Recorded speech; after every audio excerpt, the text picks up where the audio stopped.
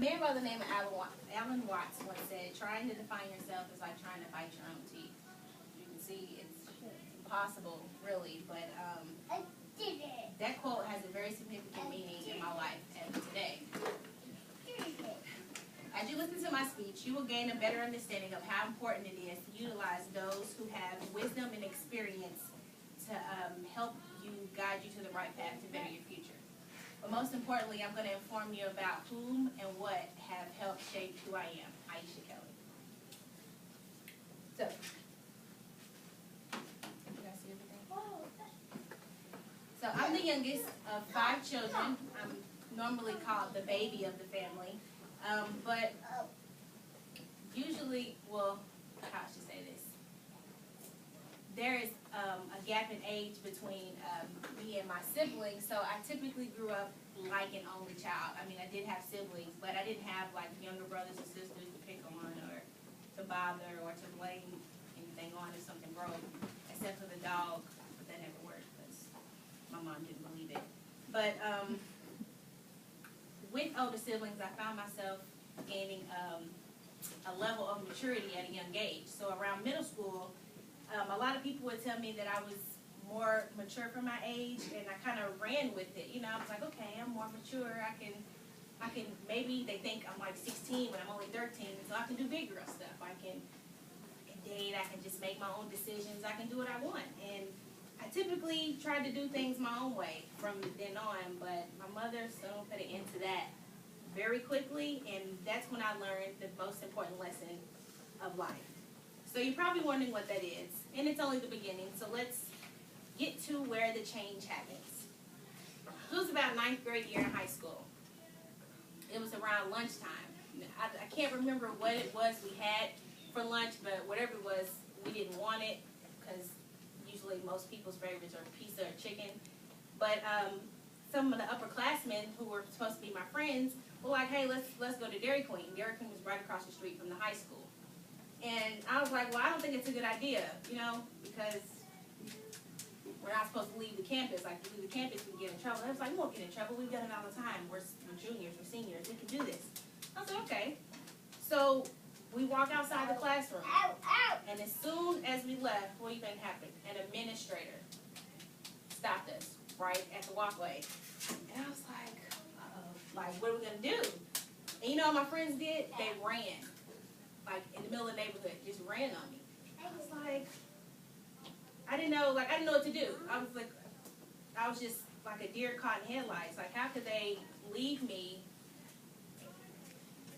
How could they leave me just, you know, stranded like that? So I was facing suspension, and I was going to tell my mother, I was like, okay, I'm a freshman. This is what happens to freshmen. They get bamboozled all the time.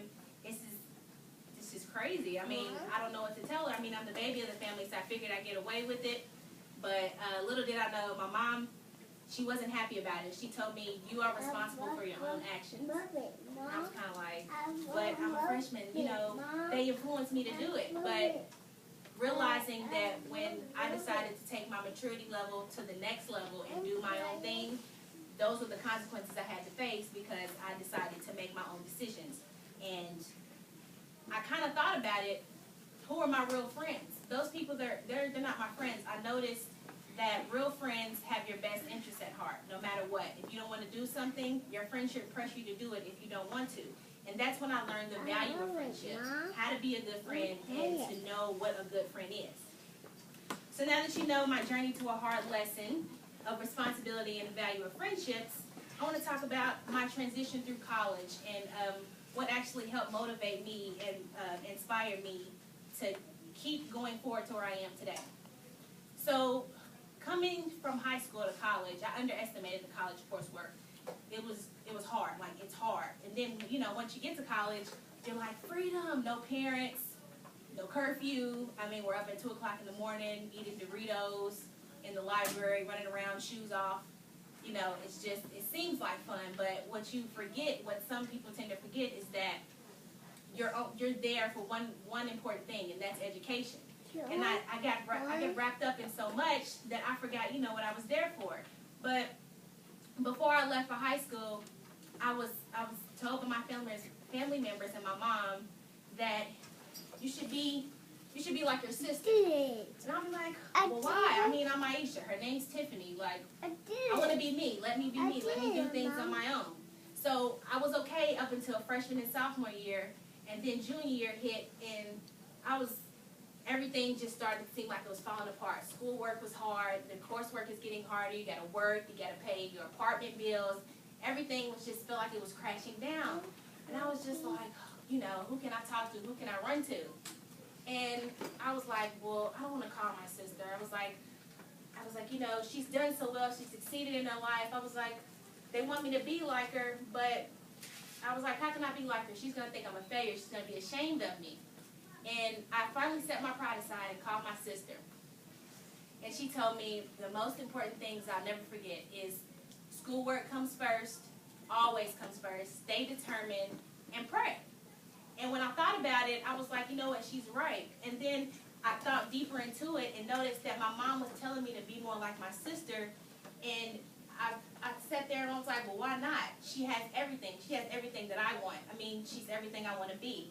She graduated from college, has a master's degree, is married, independent, and has a wonderful family. And when you think about it, that's what people go to college for, to get a degree, have a great teaching, well, she has a teaching career, but to get a career. And that's one of the things that I strive to do. So I look up to my sister like very much. She's the best, you know, mentor and person to look up to that I've ever had. And I cherish my mom because she taught me responsibility at a very early age. Granted, I had to do it in that way, but I learned a lot. And responsibility is everything, and I value my friendships. And Tiffany taught me to always stay focused, be determined, and go for what you want and succeed. So I hope that you can see that what I've learned through my years up until now has had a positive impact on my life today, as you know, and the person that I want to be and the person that I aspire to be. So I hope that my message can help you just to learn that if you have people in your life who are, you know, succeeding and they want, you know, just want to help you out, it's okay to get help. It's okay for some, you know, for you to follow someone who's doing the right things, and that'll help you succeed.